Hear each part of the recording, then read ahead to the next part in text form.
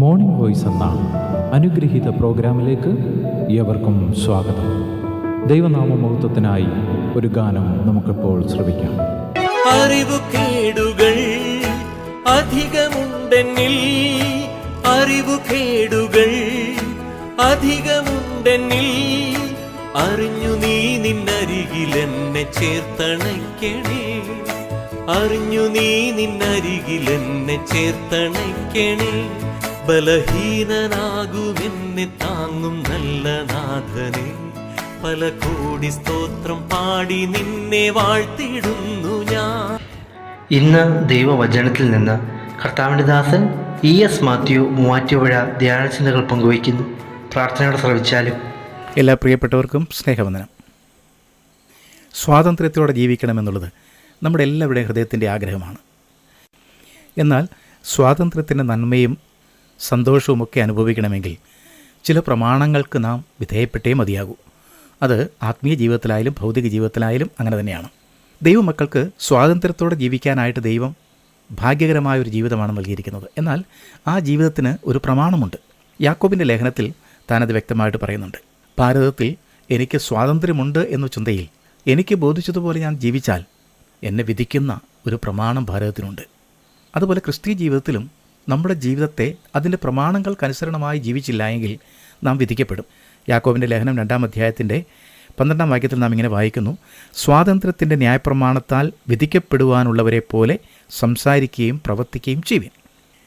സ്വാതന്ത്ര്യം നമുക്ക് ലഭിച്ചു. എന്നാൽ ആ സ്വാതന്ത്ര്യം 2 തലങ്ങളുമായി ബന്ധപ്പെട്ടിരിക്കുന്നു.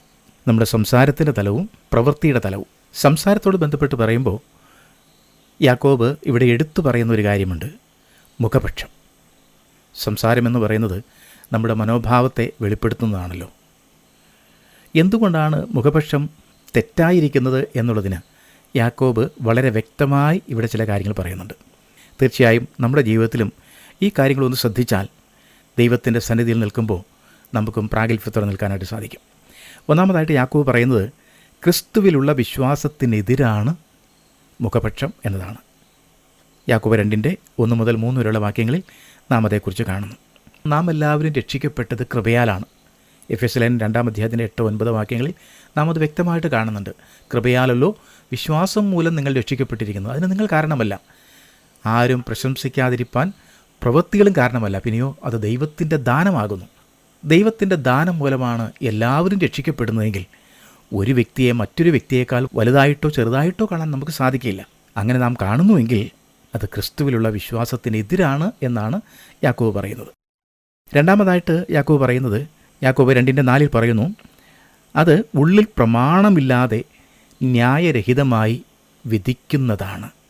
മാത്രമല്ല ക്രിസ്തുവിനെ അപമാനിക്കുന്നവരാണ്. എന്തുകൊണ്ടാണ്? ക്രിസ്തു സ്വീകരിച്ചവരെ, ക്രിസ്തു സ്നേഹിക്കുന്നവരെ നമുക്ക് സ്നേഹിക്കാതിരിക്കാനായിട്ട് കഴിയുമോ? സ്വീകരിക്കാതിരിക്കാനായിട്ട് കഴിയുമോ? എന്നാൽ നാം ക്രിസ്തു സ്നേഹിച്ചതിൻ്റെ മാനദണ്ഡം മനസ്സിലാക്കാതെ ഭൗതികമായി പണത്തിൻ്റെയോ കുടുംബ മഹിമയുടെയോ വിദ്യാഭ്യാസത്തിൻ്റെയോ മറ്റെന്തിൻ്റെങ്കിലും അടിസ്ഥാനത്തിൽ നാം മറ്റുള്ള വ്യക്തികളെ കാണുന്നുവെങ്കിൽ അത് ന്യായരഹിതമായി വിധിക്കുന്നതാണ് എന്നാണ് യാക്കോബ് പറയുന്നത്. മൂന്നാമതായിട്ട് യാക്കോബ് പറയുന്നത് അത് രാജകീയ ന്യായപ്രമാണത്തിൻ്റെ ലംഘനമാണ് എന്നാണ്. 8-ാം വാക്യത്തിൽ തന്നെ അത് പറയുന്നു. കൂട്ടുകാരനെ നിന്നെപ്പോലെ തന്നെ സ്നേഹിക്കണം.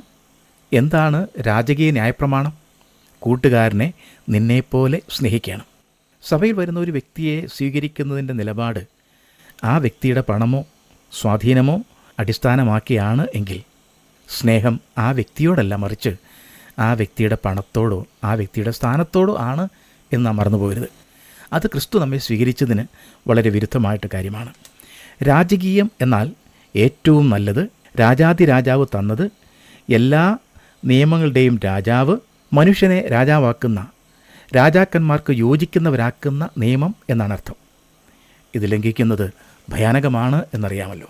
4-മതായി യാക്കോബ് പറയുന്നത് മുഖപക്ഷം എന്ന് പറയുന്നത് പാപമാണ്. 9-ാം വാക്യം.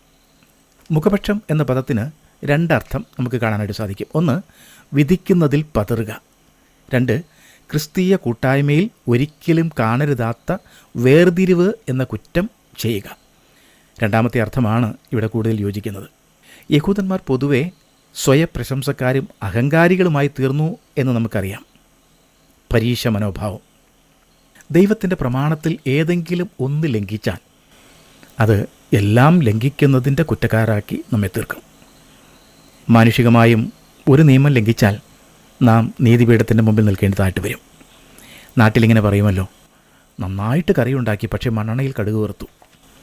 അതുകൊണ്ട് പ്രിയപ്പെട്ടവരെ, നമ്മുടെ ജീവിതത്തിൽ ദൈവം തെറ്റ് എന്ന് പറഞ്ഞ കാര്യങ്ങളെ തെറ്റായി തന്നെ കാണാനായിട്ട് നമുക്കൊരു നിലപാടെടുക്കാം.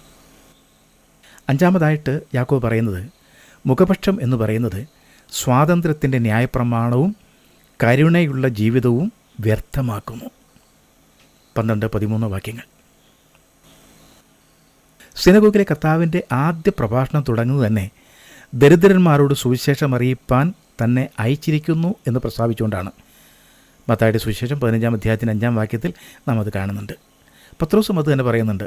അപ്പോസ്തല പ്രവൃത്തിയിൽ 10-ാം അധ്യായത്തിന് 34-ാം വാക്യത്തിൽ ദൈവത്തിന് മുഖപക്ഷമില്ല എന്ന് പത്രോസ് വളരെ വ്യക്തമായിട്ട് പ്രസ്താവിക്കുന്നതായിട്ട് കാണാനായിട്ട് സാധിക്കും. പൗലോസും അത് തന്നെ പറയുന്നു. റോമാലേഖനം 2-ാം അധ്യായത്തിൻ്റെ 11-ാം വാക്യം, ദൈവത്തിൻ്റെ പക്കൽ മുഖപക്ഷമില്ല. ഇനി കർത്താവിൻ്റെ ശത്രുക്കൾ പോലും പറയുന്നു കർത്താവ് മുഖപക്ഷമില്ലാത്തവനാണ്.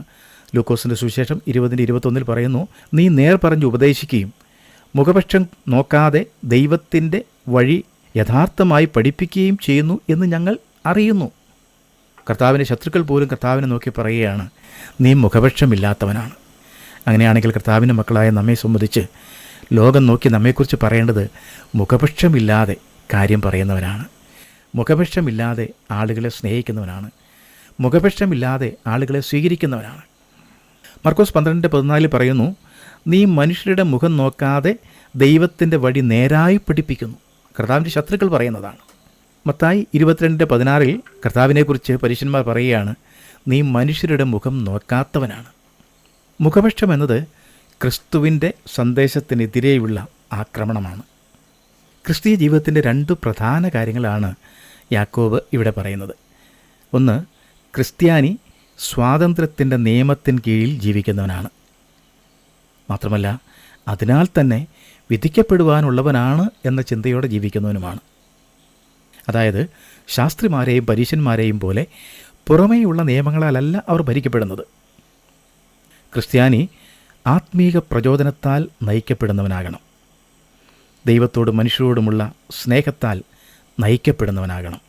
ശിക്ഷ കിട്ടുമെന്നുള്ള ഭയത്തോടെയല്ല, ക്രിസ്തുവിൻ്റെ ഹിതം, ക്രിസ്തുവിൻ്റെ സ്വഭാവം വെളിപ്പെടുത്തുന്നതിലുള്ള സന്തോഷത്തോടെ. രണ്ടാമതായിട്ട് യാക്കോബ് പറയുകയാണ്, കരുണ കാണിക്കുന്നവന് കരുണ ലഭിക്കുമെന്ന് എപ്പോഴും ഓർക്കുന്നവനായിരിക്കും ഒരു ക്രിസ്ത്യാനി. മത്തായിയുടെ സുവിശേഷം 5:7 കർത്താവ് പറഞ്ഞു, കരുണയുള്ളവർ ഭാഗ്യവാന്മാർ, അവർക്ക് കരുണ ലഭിക്കും. അതുകൊണ്ട് ക്രിസ്തുവിൻ്റെ ന്യായാസനത്തിന് മുമ്പിൽ നിൽക്കുമ്പോൾ മുഖപക്ഷം എന്ന കുറ്റം ചെയ്തവരായി വിധിക്കപ്പെടാൻ ഇടയാകാതിരിക്കാനായിട്ട് നമുക്ക് നമ്മുടെ ജീവിതങ്ങളെ സൂക്ഷിക്കാം. കാരണം മുഖപക്ഷം ക്രിസ്തുവിലുള്ള വിശ്വാസത്തിന് എതിരാണ്. 2, അത് നമ്മെ ന്യായരഹിതമായി വിധിക്കുന്നവരാക്കും. 3, അത് രാജകീയ ന്യായപ്രമാണത്തിൻ്റെ ലംഘനക്കാരാക്കും. 4, മുഖപക്ഷം എന്നത് പാപമാണ് എന്ന് യാക്കോബ് പറയുന്നു. 5, മുഖപക്ഷം സ്വാതന്ത്ര്യത്തിൻ്റെ ന്യായപ്രമാണവും കരുണയുള്ള ജീവിതവും വ്യർത്ഥമാക്കുന്നു. അതുകൊണ്ട് നമ്മുടെ ജീവിതം ദൈവത്തിന് പ്രസാദമുള്ളതായിരിക്കുവാൻ നമുക്ക് വളരെ സൂക്ഷ്മതയോടെ ജീവിക്കാം. ക്രിസ്തുവിൻ്റെ ന്യായപ്രമാണം അനുസരിക്കുന്നവരായി മുഖപക്ഷമില്ലാതെ ക്രിസ്തു മറ്റുള്ളവരെ സ്നേഹിച്ചതുപോലെ, ക്രിസ്തു മറ്റുള്ളവരെ സ്വീകരിച്ചതുപോലെ മറ്റുള്ളവരെ കാണുവാനും സ്നേഹിക്കുവാനും നമുക്ക് സാധിക്കട്ടെ. അതിനായിട്ട് ദൈവം നമ്മെ സഹായിക്കട്ടെ. ഇതുവരെ ഞങ്ങളെ ശ്രദ്ധിച്ച എല്ലാവർക്കും വീണ്ടും വരുന്ന കർത്താവിൻ്റെ വിശുദ്ധമായ യേശുക്രിസ്തുവിൻ്റെ നാമത്തിൽ ഞങ്ങളുടെ സ്നേഹവന്ദനം അറിയിക്കുന്നു. കർത്താവ് നമ്മളെല്ലാവരെയും അനുഗ്രഹിക്കുമാറാകട്ടെ. ആമേൻ. തോൽവിയേയുള്ളൂ എന്നിലോർക്കുകിൽ, തോൽവിയേയുള്ളൂ എന്നിലോർക്കുകിൽ, കാൽവരിയിലെ വിജയി നീയൻ കൈപിടിക്കണേ, കാൽവരിയിലെ വിജയി നീയൻ കൈപിടിക്കണേ. ബലഹീനനാകുമെന്നെ താങ്ങും നല്ല നാഥനെ, പല കോടി സ്തോത്രം പാടി നിന്നെ വാഴ്ത്തിടുന്നു ഞാൻ.